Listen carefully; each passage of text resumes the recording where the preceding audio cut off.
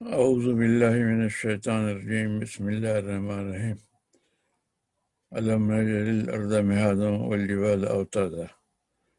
یہ سورہ النبا کی 5ویں اور 6ٹھی آیت ہے، اور پچھلے 7 ویڈیو سے زیادہ تر انہی 2 آیتوں کا ذکر چل رہا ہے، اور آج بھی اس کی جو دوسری آیت ہے یہ پچھلے 4 ویڈیو سے والجبال اوتادا کا ذکر چل رہا تھا، آج بھی اسی کا ذکر ہوگا۔ پہاڑوں کے معاملے میں اللہ تعالیٰ نے اس میں تو یہ کہا نا کہ علم نزل الارض مہادا والجبال اوتادا، کہ وہ علم نجل الارض جو ہے اسی طرح سے وہ علم نجل جو ہے وہ یہ پہاڑوں کے ساتھ بھی لگتا ہے، یعنی مطلب ہے کہ علم نجل الارض اوتادا، سوری علم نجل الجبال اوتادا، یعنی کیا ہم نے پہاڑوں کو میخوں کی طرح نہیں گاڑ دیا۔ تو ایک سوالی انداز میں ہماری توجہ اس بات کی طرف اللہ تعالیٰ متوجہ کر رہا ہے کہ اللہ تعالیٰ نے پہاڑوں کو جو میخوں کی طرح بنایا ہے، اس حقیقت پر غور کرو۔ تو پچھلے 4 ویڈیو میں ہم نے پہاڑوں کی تخلیق سے انسانوں کو یا نوع انسانی کو کیا فوائد ہیں، کیا اس میں برکات ہیں، اس کا ذکر کیا تھا کہ وہی ان کے ذریعے موسموں میں تبدیلی آتی ہے، ان کے ذریعے بڑے بڑے دریا نکلتے ہیں اور میٹھا پانی نصیب ہوتا ہے، جو سمندروں کے پانی میں کھارا پانی آدمی پی نہیں سکتا، لیکن پہاڑوں کے ساتھ جو پانی آتا ہے وہ پیا جا سکتا ہے۔ تو اور بہت ساری باتیں تھیں جو پچھلے 3-4 ویڈیو میں کی گئی ہیں کہ پھر ایک اللہ تعالیٰ نے پہاڑوں کو عذاب کے طور پہ بھی اس کو ذکر کیا ہے کہ پہاڑوں کو کس طرح سے عذاب کا ذریعہ بھی بنا تھا۔ آج اصل میں تو نیت یہ تھی کہ یہ سورہ فاتر میں بھی پہاڑوں کا ذکر ہے، تو یہ جو اس میں ذکر ہے اس کے بارے میں کچھ بات کی جائے۔ وہ صرف میں آیت آپ کو سنا دیتا ہوں۔ علم تر ان اللہ انزل من السماء ماء فاخرجنا به ثمرات مختلفا الوانها ومن الجبال جدد بيض وحمر مختلف الوانها وغرابي وسود ومن الناس والدواب والانعام مختلفا الوانه كذلك انما يخشى الله من عباده العلماء ان اللہ عزیز غفور۔ اس کا ترجمہ جو مولانا مودودی نے کیا ہے وہ یہ ہے، کیا تم دیکھتے نہیں ہو کہ اللہ آسمان سے پانی برساتا ہے اور پھر اس کے ذریعے سے ہم طرح طرح کے پھل نکال لاتے ہیں جن کے رنگ مختلف ہوتے ہیں۔ پہاڑوں میں بھی سفید، سرخ اور گہری سیاہ دھاریاں پائی جاتی ہیں جن کے رنگ مختلف ہوتے ہیں۔ اسی طرح انسانوں اور جانوروں اور مویشیوں کے رنگ بھی مختلف ہیں۔ حقیقت یہ ہے کہ اللہ کے بندوں میں سے صرف علم رکھنے والے لوگ ہی اس سے ڈرتے ہیں، بے شک اللہ زبردست اور درگزر فرمانے والا ہے۔ تو نیت تو یہ تھی کہ اس کے بارے میں تشریح کروں گا، لیکن ابھی میں نے انگریزی میں یہی ویڈیو بنایا ہے، تو اس کے اندر یہ ہے کہ وہ جو دوسری پچھلے ویڈیو کے تعلق سے جو باتیں تھیں، خاص طور پہ جاپان کے تعلق سے، وہ اتنی طویل ہو گئیں کہ اس آیت کا نمبر نہیں آ سکا، اور شاید ابھی اردو میں بھی یہی ہوگا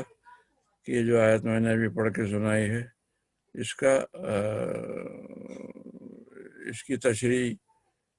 جو کچھ بھی ہے وہ انشاءاللہ اگلی ویڈیو میں ہوگی۔ اس دفعہ ابھی جو پچھلا ذکر چل رہا تھا اسی کو جاری رکھتے ہوئے جاپان کے تعلق سے 1-2 باتیں کرنے کی ہیں، اسی میں اچھا خاصا وقت لگ جائے گا۔ پچھلے جو ذکر چل رہا تھا وہ پہاڑوں کے تعلق سے میں نے طائف کا ذکر کیا تھا کہ طائف میں حضرت جبریل علیہ السلام نے پہاڑوں کے فرشتے کو اپنے ساتھ لے کر آئے تھے۔ کیوں لے کر آئے تھے؟ اس لیے کہ وہاں طائف میں نبی کریم صلی اللہ علیہ وسلم دین کی دعوت دینے کی کوشش کی تھی، لیکن لوگوں نے ان کی بات نہیں سنی اور الٹا کچھ اوباش لڑکوں کو آپ کے پیچھے لگا دیا۔ وہ ان پر گالیاں بھی پھونکتے تھے اور طرح طرح کی غلط باتیں بھی کہتے تھے اور پتھر بھی پھینک پھینک کے مارتے تھے۔ تو ان کے پتھروں کے مارنے سے نبی کریم صلی اللہ علیہ وسلم زخمی ہو گئے اور وہ زخموں سے چور چور ہو کے ایک جگہ پر ایسے سستانے کے لیے بیٹھ گئے تھے۔ اس جگہ پر آج کل تو ایک مسجد بنی ہوئی ہے اس یادگار میں کہ نبی کریم صلی اللہ علیہ وسلم یہاں پر لہو لہان ہو کے بیٹھے تھے۔ تو اس جگہ پہ جب آپ بیٹھے تھے تو جبرائیل علیہ السلام پہاڑوں کے فرشتے کو لے کر آئے اور جبرائیل علیہ السلام نے آپ سے پوچھا کہ اس بستی کے لوگوں نے آپ کی دعوت کو تسلیم کیا ہے اور آپ کے ساتھ برا سلوک کیا ہے، تو آپ کی اجازت ہو تو یہ پہاڑوں کا فرشتہ ہے میرے ساتھ، یہ جو ہے ان پہاڑوں کو اس طرح سے ملا دے گا کہ یہ سارے اس کے اندر کرش ہو کے پس کے رہ جائیں گے، کوئی ایک بھی زندہ آدمی باقی نہیں بچے گا۔ لیکن آپ ظاہر ہے کہ رحمت للعالمین ہے، تو آپ یہ کیسے کہتے کہ جی ہاں جی ان کو عذاب دے دو؟ آپ نے فرمایا کہ نہیں، ان کو عذاب مت دو، یہ نہیں تو ان کی جو اولاد ہے ان میں سے کچھ لوگ ان میں سے لوگ جو ہے دعوت قبول کرنے والے نکل آئیں گے۔ تو الحمدللہ یہی ہوا کہ بعد میں چل کے سارا طائف بھی مسلمان ہوا، اور صرف طائف ہی نہیں، سارا سعودی عرب بھی مسلمان ہوا، پورے عرب کی مملکتیں بھی ساری مسلمان ہوئیں اور ایک بہت بڑے علاقے پہ اسلام پھیلا۔ طائف کا ذکر میں جو آپ نے جو فرمایا تھا کہ ان کی اولاد مسلمان ہوں گے، اس میں علماء کرام محمد بن قاسم کا ذکر کرتے ہیں کہ یہ بھی طائف میں پیدا ہوئے تھے اور یہ مجاہد جو ہے انڈیا میں اسلام کو پھیلانے کا سبب بنے تھے کہ نبی کریم نے جو دعا کی تھی کہ ان کی اولادوں میں اولادیں مسلمان ہوں گی، تو انڈیا میں اسلام کے پھیلانے میں طائف کے ایک بندے کا، محمد بن قاسم کا رول ہے۔ تو میں نے اس کا ذکر جاپان کی مناسبت سے یہ کیا تھا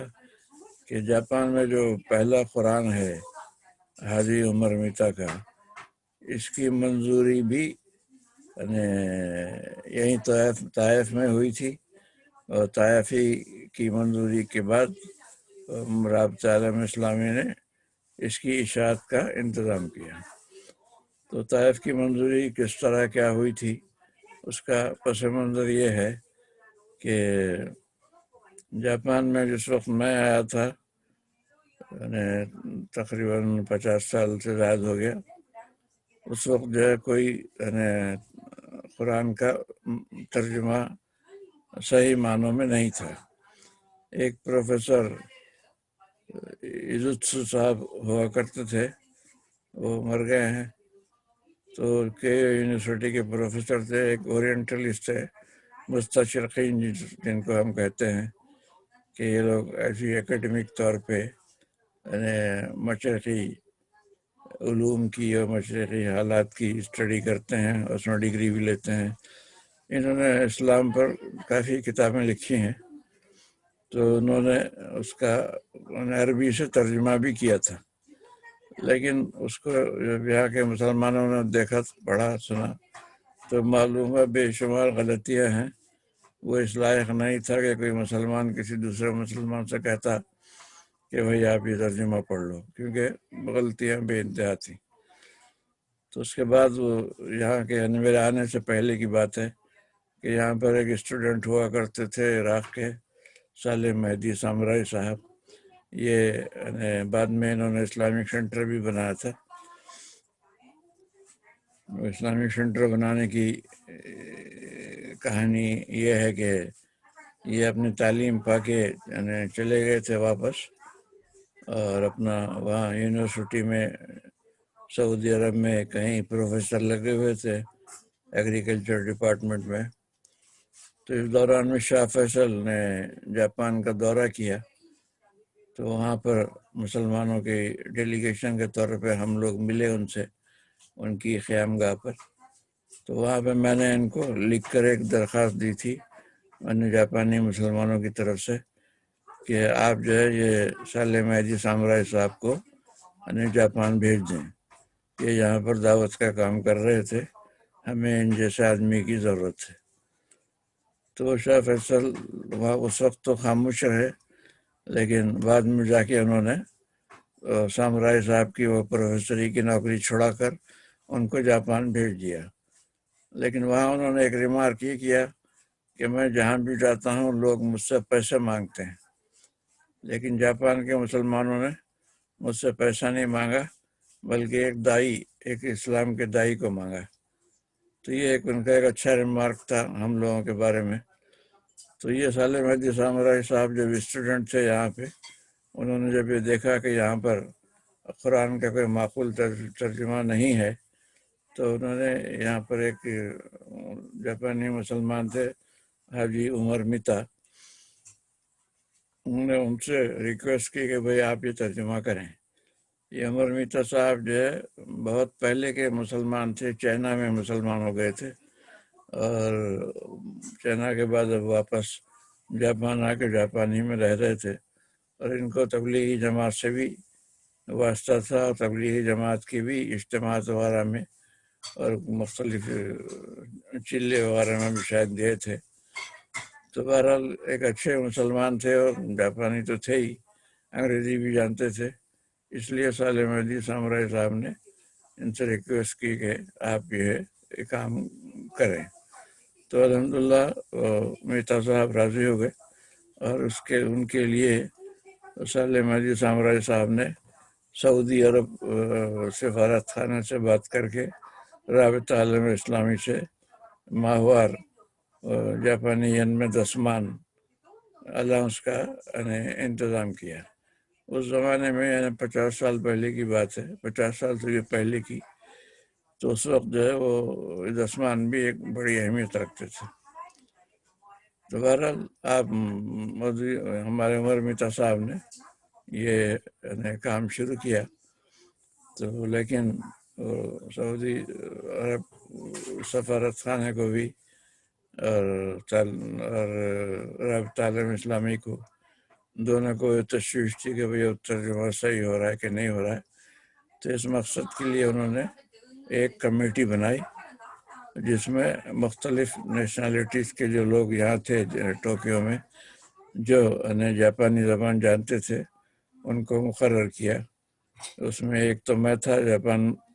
پاکستان ایسوسیشن کی طرف سے اس وقت میں صدر بھی ہوا کرتا تھا، اور دوسرے ٹرکش ایسوسیشن کے ہمارے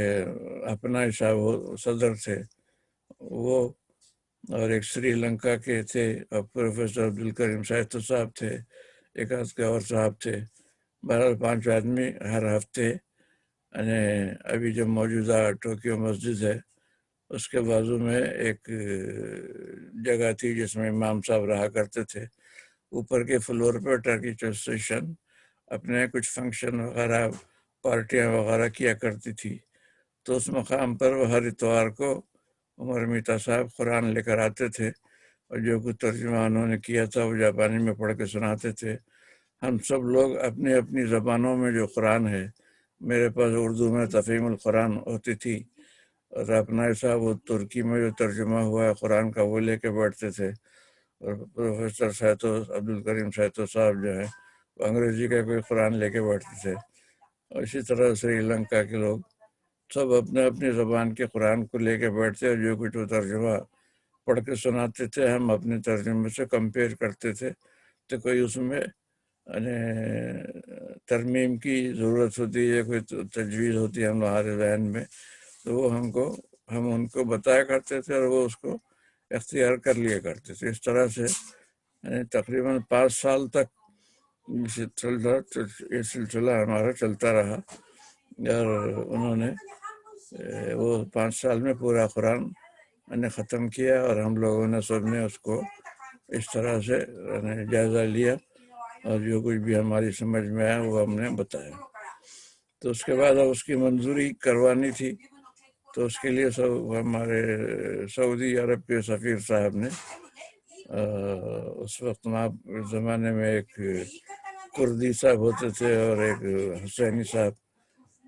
جو ان کے اسسٹنٹ سیکرٹری وغیرہ جو بھی تھے، بعد میں کردی صاحب سفیر بن کے بھی آئے تھے، لیکن حسینی صاحب جو امام فلسطین کے امیر الحسن حسینی ان کے بیٹے تھے، تو وہ ان کا انتقال ہو گیا تھا، وہ دوبارہ نہیں آئے جب سعودی عرب۔ تو بہرحال ان دونوں نے ہم کو ہمارا انتظام کیا کہ میں اور عمر میتا صاحب سعودی عرب جائیں رابطہ عالم اسلامی کی دعوت پر۔ تو ہم دونوں پاکستان سے ہوتے ہوئے پہنچے وہاں پہ سعودی عرب۔ تو وہاں پر ہم لوگوں کو مکے کی ایک ہوٹل میں ٹھہرایا گیا، تو کچھ دن وہاں رہے، لیکن وہاں عمر میتا صاحب کو کچھ گرمی زیادہ ہونے لگی، تو انہوں نے بتایا کہ یہاں گرمی زیادہ ہے، تو رابطہ عالم اسلامی نے طائف انہیں بھیجا۔ تو اس طرح طائف منظر عام پر آتا ہے، اور جب ہم طائف کی طرف جا رہے تھے، ہم بھی اور وہ بھی پہلی دفعہ ہی جا رہے تھے، تو آدھے راستے کے بعد سے ہی وہاں پر پہاڑیاں شروع ہو جاتی تھیں، اور وہ پہاڑیوں کا سلسلہ طائف تک چلتا رہتا تھا، اور طائف بھی اچھا خاصا بلند مقام پر ایک پہاڑیوں پر واقع ایک شہر تھا۔ تو بہرحال ہم کو وہاں ہوٹل میں ٹھہرایا گیا، اور وہاں پر روزانہ کوئی ایک آدھ عالم رابطہ عالم اسلامی بھیجتا تھا۔ وہ عالم یا تو خود انگریزی جانتے تھے، یا کوئی انگریزی اس کو ٹرانسلیٹر کو اپنے ساتھ لایا کرتے تھے۔ تو وہ مختلف آیتیں ادھر ادھر سے سیدھا نکال کے پوچھتے تھے کہ یہ فلاں آیت کا کیا ترجمہ کیا ہے، فلاں کا کیا کیا ہے۔ تو میں حاجی عمر میتا صاحب مجھے اس کا ترجمہ جاپانی میں بتاتے تھے، اور میں وہ جو کچھ جاپانی میں بتاتے تھے وہ انگریزی میں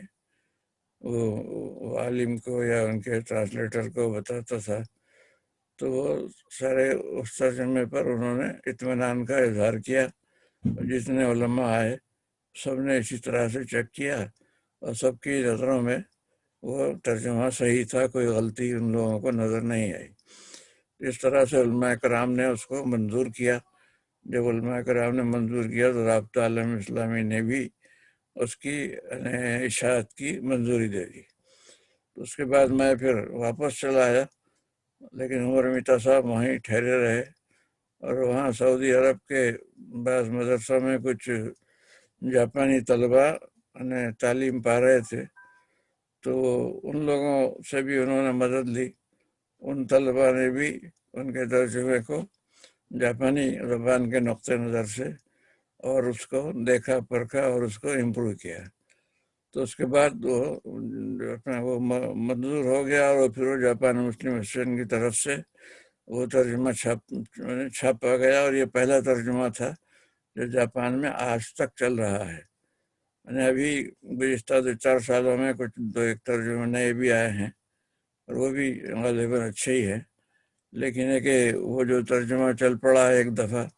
پچھلے 50 سال سے چل رہا ہے، ابھی بھی زیادہ تر وہی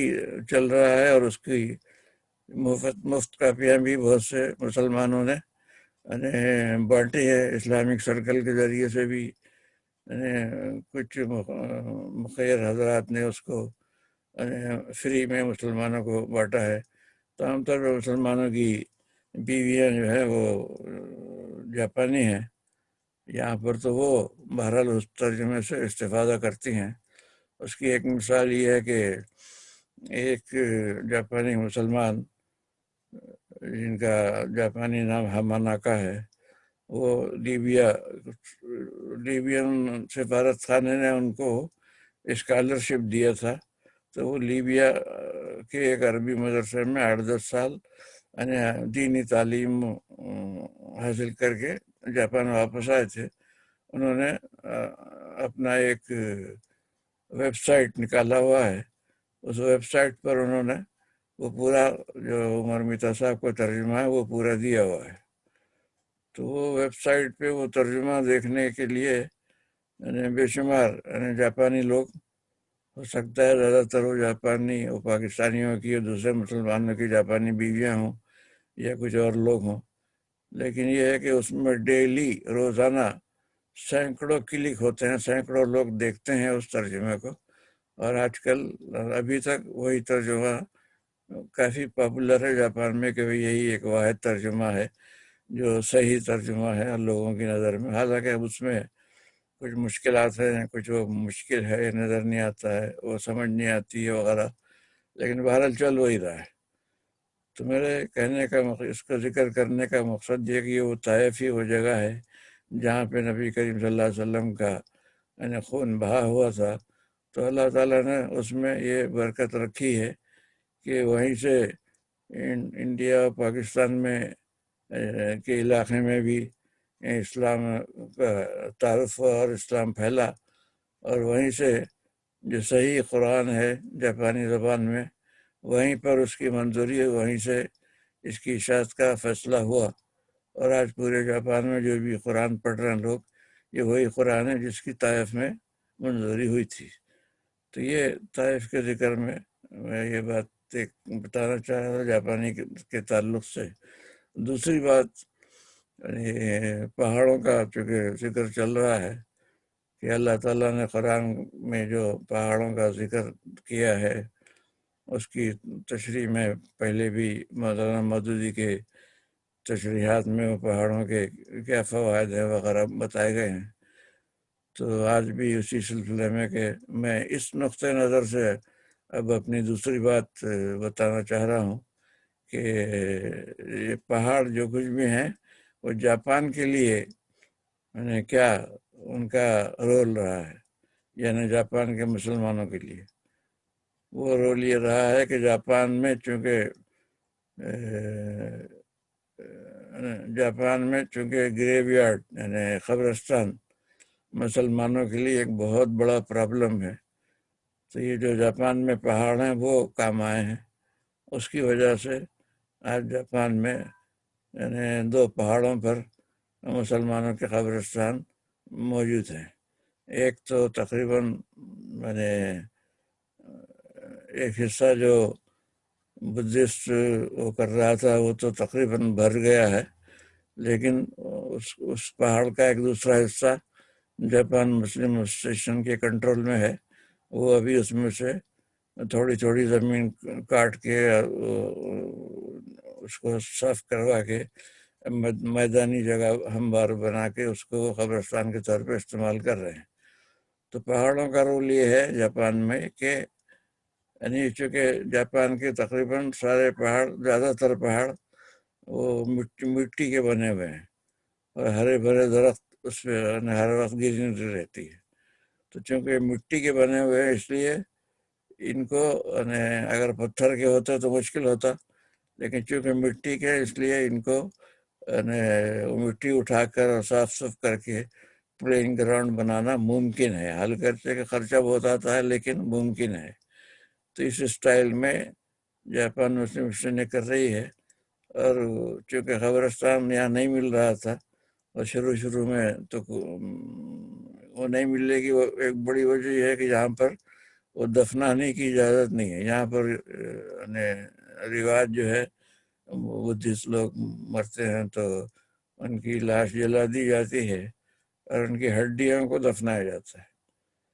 تو اس طرح کے بدھسٹ قبرستان ہے جہاں پہ یہ ہڈیوں کو دفنایا جاتا ہے. تو ایسا ہی ایک بدھسٹ قبرستان جو ہے انزان شہر یہاں کے یاماناشی پریفیکچر جو ہے اس کے اندر ایک بدھسٹ قبرستان تھا. اور وہ قبرستان کا جو پریسٹ تھا وہ پادری یا پریسٹ کیا کہیں اس کو، وہ جو ہے ہمارے حاجی عمر میتا کا ذاتی دوست تھا، پرانا دوست تھا. اور حاجی عمر میتا وہ چونکہ پہاڑ پہ واقع تھا، یعنی ٹوکیو سے دور ایک شہر انزان میں، تو عمر میتا صاحب 5 سے 10 سال تک اسی اپنے دوست کے گھر پہ رہے اور سارا قرآن کا ترجمہ وہیں اسی قبرستان کی جو پہاڑی پر کیا ہے۔ تو انہوں نے اس قبرستان کے مالک یا اس کا جو کرتا دھرتا تھا اس بدھسٹ پریسٹ سے کہا کہ بھائی یہاں پر آپ جو ہے یہ مسلمانوں کی قبرستان کے لیے بھی کوئی جگہ نکالو۔ تو وہ دوستی میں اس نے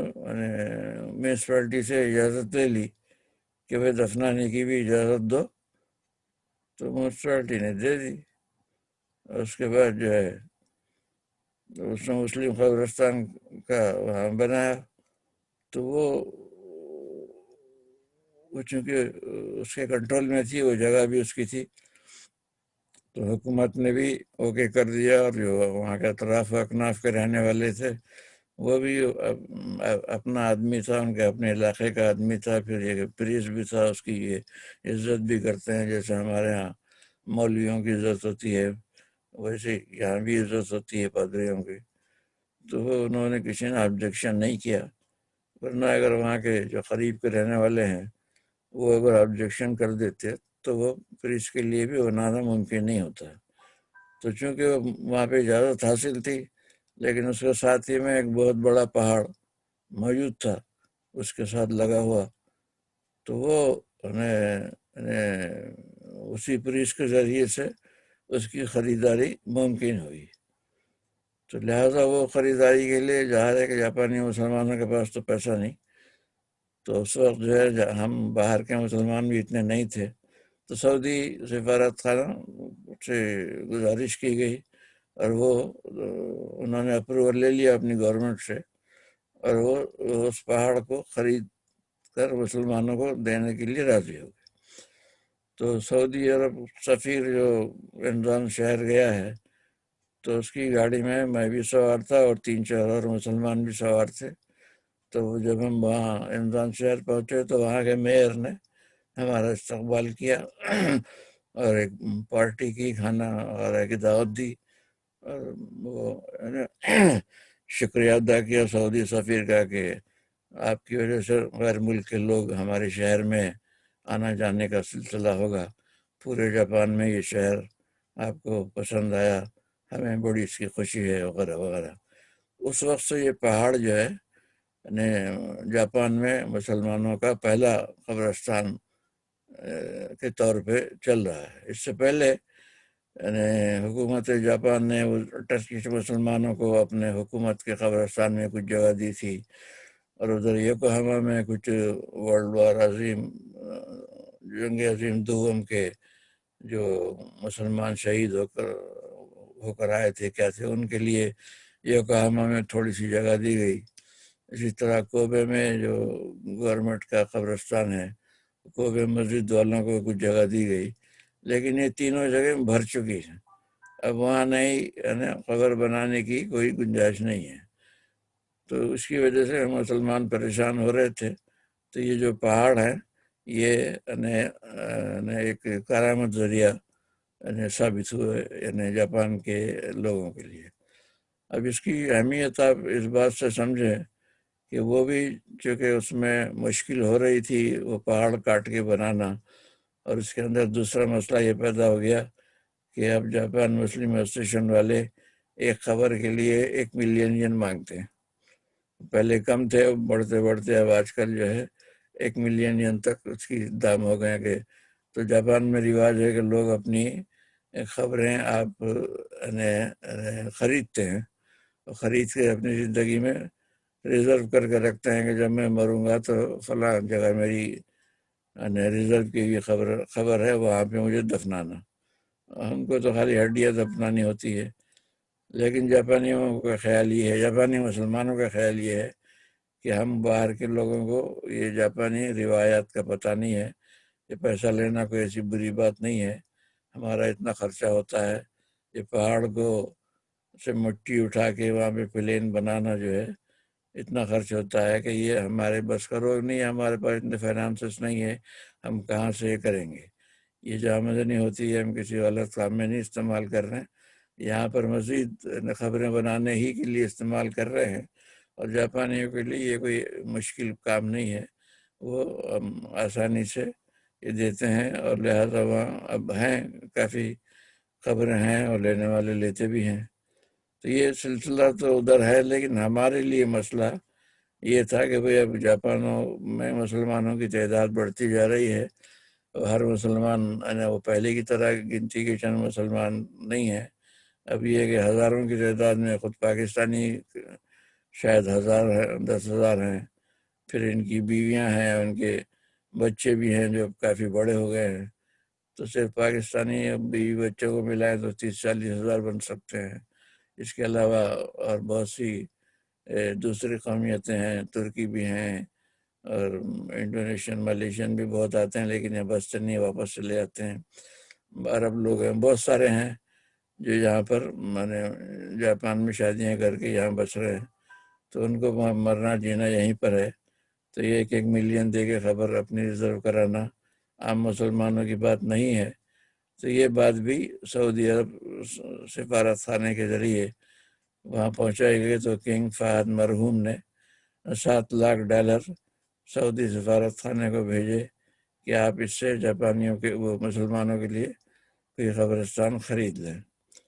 تو وہ $7 لاکھ یہاں پہ کوئی تقریباً 5 یا 10 سال تک گھومتے رہے، وہ جگہ جگہ پہ کوشش کی گئی، کہیں پر بھی کوئی قبرستان نہیں مل سکا۔ دفنانے کا مسئلہ یا تو وہ جو میونسپلٹی ہے کسی علاقے کی وہ اجازت نہیں دیتی دفنانے کے لیے، تو جلاؤ تو آسانی سے قبرستان مل جاتا ہے، لیکن مسلمانوں میں جلانے کا رواج نہیں ہے۔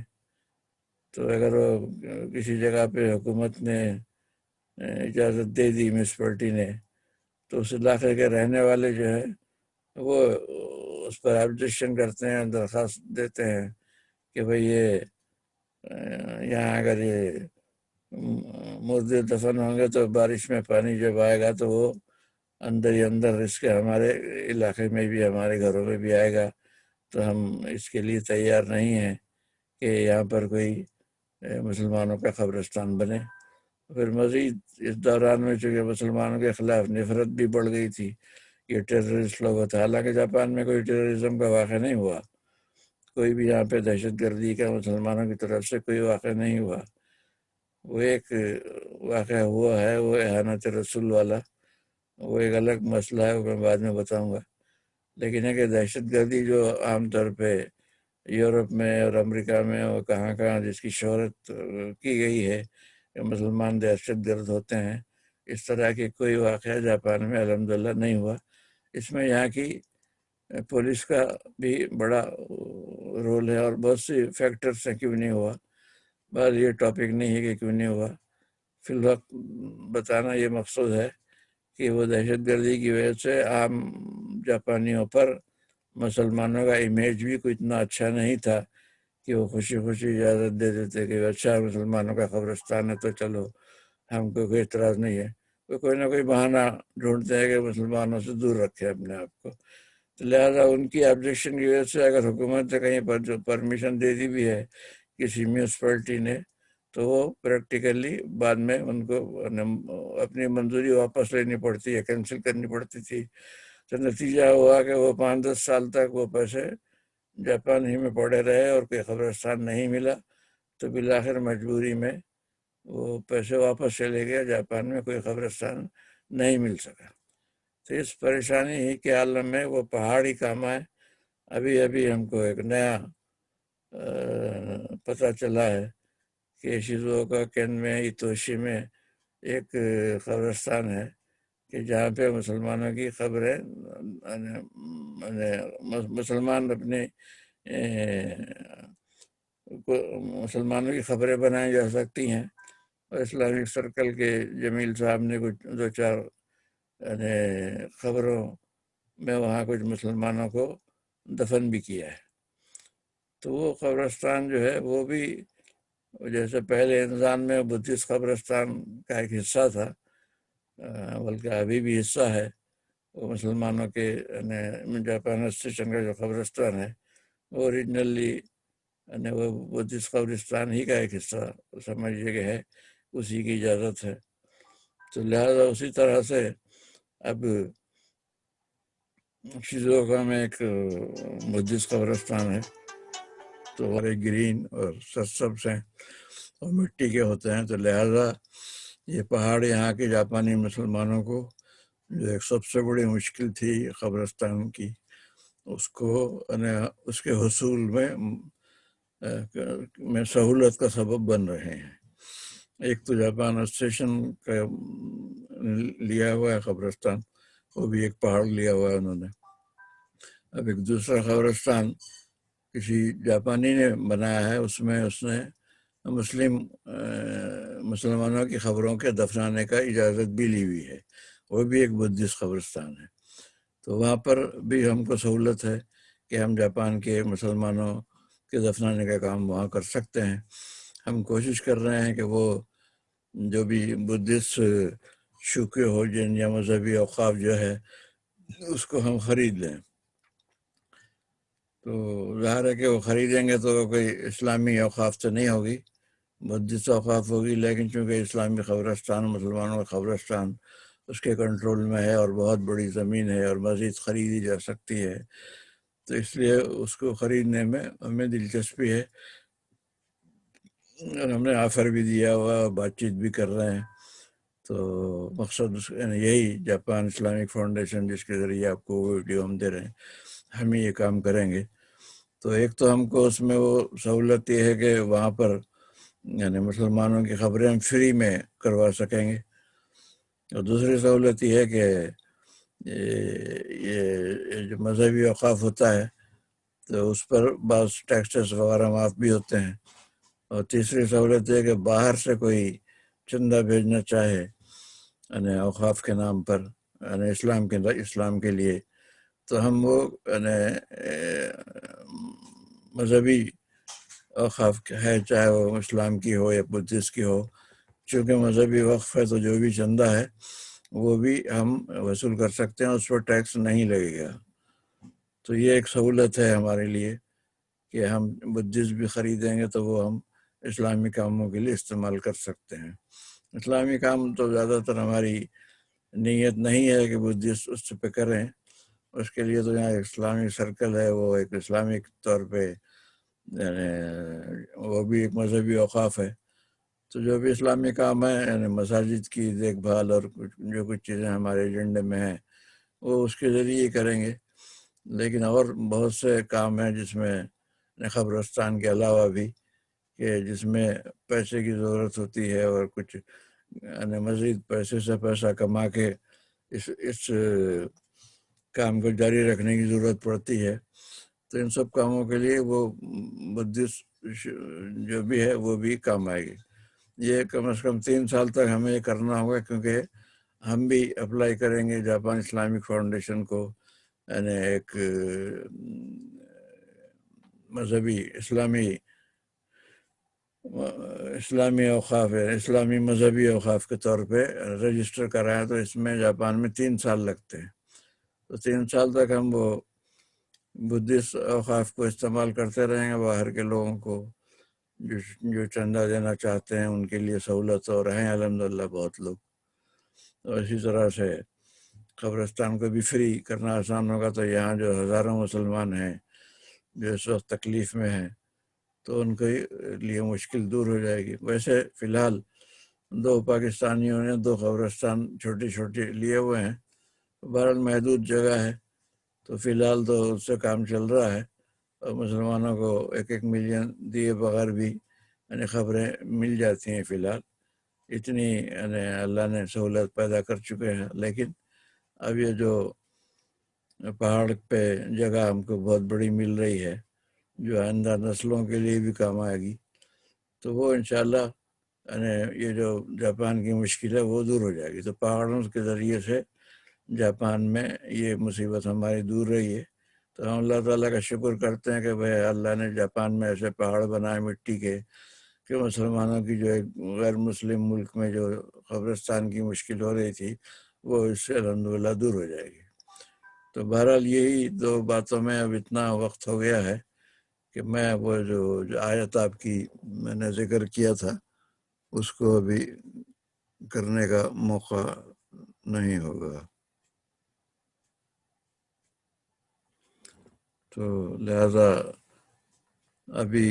وہ جو سورہ فاتر کی آیت جو ہے وہ میں انشاءاللہ اگلے اس میں کروں گا، تو اس میں توحید کی دلیل ہے، یعنی تنوع کے اعتبار سے،